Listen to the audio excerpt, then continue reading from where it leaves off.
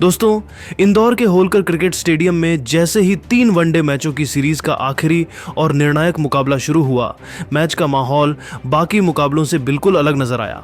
पहली ही गेंद से यह साफ हो गया कि भारतीय टीम आज किसी तरह की ढिलाई के मूड में नहीं है। खिलाड़ियों के हाव भाव और बल्लेबाजों की आक्रामक सोच ने शुरू में ही यह संदेश दे दिया कि भारत आज मैच को अपने हिसाब से चलाने वाला है।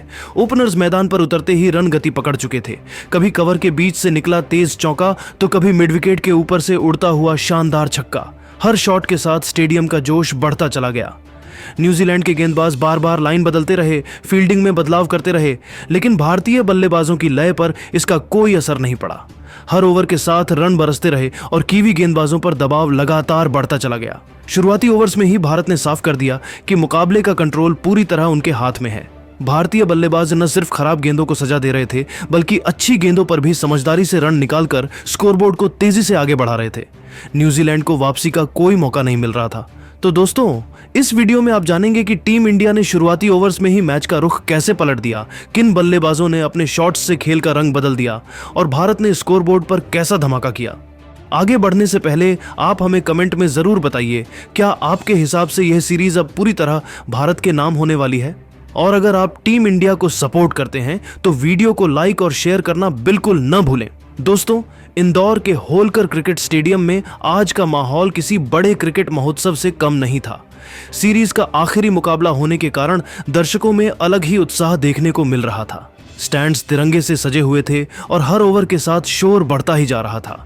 टॉस जीतते ही कप्तान शुभमन गिल ने पहले बल्लेबाजी का फैसला किया और यह साफ था कि भारतीय टीम इस मैच में बड़ा स्कोर खड़ा करने के इरादे से उतरी है।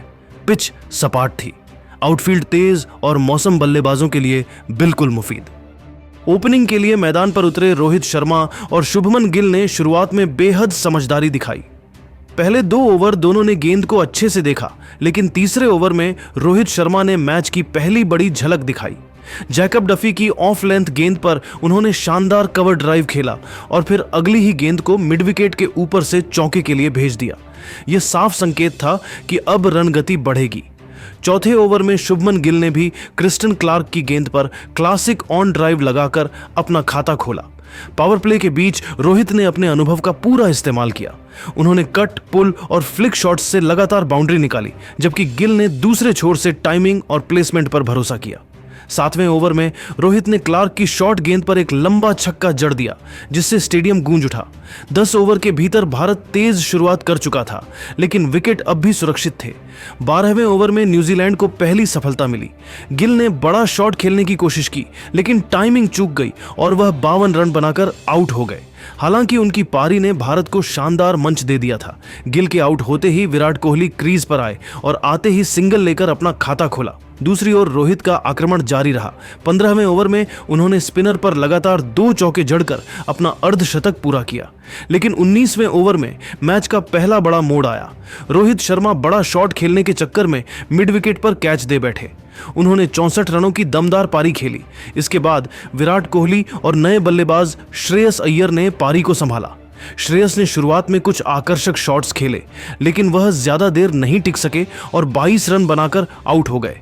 अब विराट कोहली पूरी तरह लय में आ चुके थे। उन्होंने स्पिनरों के खिलाफ स्वीप और कवर ड्राइव के जरिए रन बटोरे, वहीं तेज गेंदबाजों पर बैकफुट पंच और पुल शॉट खेले। 28वें ओवर में विराट ने एक शानदार छक्का जड़कर अपना अर्धशतक पूरा किया। उनका यह अर्धशतक पूरी तरह नियंत्रण और क्लास का उदाहरण था। विराट का साथ देने क्रीज पर आए श्रेयस अय्यर और यहीं से रन गति एक बार फिर तेज हो गई। श्रेयस अय्यर ने आते ही आक्रामक अंदाज अपनाया। उन्होंने डफी की गेंद पर आगे बढ़कर कवर ड्राइव खेला और फिर अगली गेंद पर स्क्वायर कट से चौका जड़ दिया। विराट और किशन की जोड़ी ने न्यूजीलैंड की गेंदबाजी को पूरी तरह दबाव में डाल दिया। 36वें ओवर में विराट ने मिड विकेट के ऊपर से शानदार छक्का लगाया, लेकिन 38वें ओवर में वह 118 रन बनाकर आउट हो गए। स्टेडियम खड़े होकर इस पारी का सम्मान करता दिखा। इसके बाद केएल राहुल मैदान पर आए और आते ही एक लंबा छक्का जड़कर दर्शकों को झुमा दिया। आखिरी ओवरों में केएल राहुल और श्रेयस अय्यर ने तूफानी बल्लेबाजी की। राहुल ने 1 ओवर में 3 छक्के जड़ दिए, जबकि अय्यर ने सिंगल डबल्स के साथ बाउंड्री भी निकालते रहे। श्रेयस अय्यर अंत तक नाबाद रहे और उन्होंने 74 रनों की शानदार पारी खेली। 50 ओवर पूरे होने पर भारत ने 5 विकेट के नुकसान पर 352 रन का विशाल स्कोर खड़ा किया। ये पारी भारतीय बल्लेबाजी की गहराई, संतुलन और आक्रामक सोच का बेहतरीन उदाहरण थी।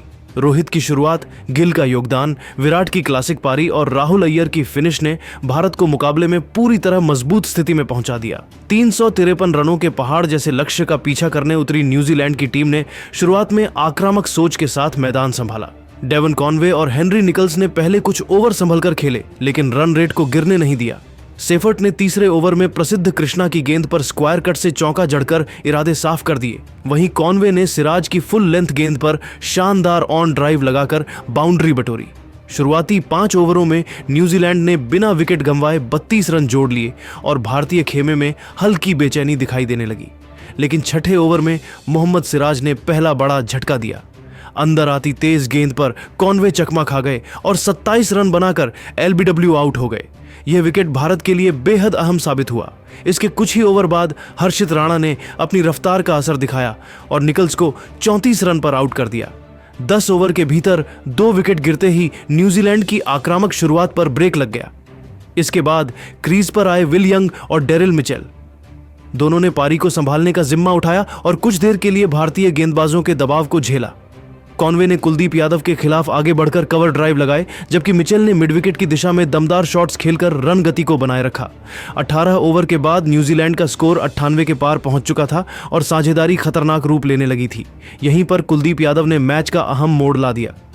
एक शानदार गुगली पर यंग 44 रन बनाकर चकमा खा गए और स्लिप में कैच थमा बैठे। इसके बाद मिचेल पर दबाव बढ़ गया। हालांकि उन्होंने हार नहीं मानी और प्रसिद्ध कृष्णा की गेंदों पर लगातार 2 चौके लगाकर अपनी मंशा दिखाई। लेकिन 26वें ओवर में प्रसिद्ध की तेज बाउंसर पर मिचेल 39 रन बनाकर आउट हो गए। अब रन चेज पूरी तरह फिसलने लगा। ग्लेन फिलिप्स ने आते ही बड़ा शॉट खेलने की कोशिश की, लेकिन रविंद्र जडेजा की टर्न लेती गेंद पर वह 18 रन बनाकर बोल्ड हो गए। 30 ओवर के बाद न्यूजीलैंड का स्कोर 145 रन पर 5 विकेट हो चुका था और जरूरी रन रेट 9 से ऊपर चला गया था। इसके बाद माइकल ब्रेसवेल ने थोड़ी उम्मीद जरूर जगाई। उन्होंने कुलदीप यादव पर एक लंबा छक्का और प्रसिद्ध पर चौका लगाकर दर्शकों को रोमांचित किया, लेकिन हर्षित राणा की सटीक यॉर्कर ने उनकी पारी को 26 रन पर खत्म कर दिया। विकेट गिरते ही न्यूजीलैंड पूरी तरह बैकफुट पर चला गया। निचले क्रम में मिचेल सैंटनर और माइकल ब्रेसवेल ने कुछ देर टिकने की कोशिश की, लेकिन रन रेट लगातार बढ़ता गया। सिराज और कुलदीप ने लाइन लेंथ में कोई डील नहीं दी।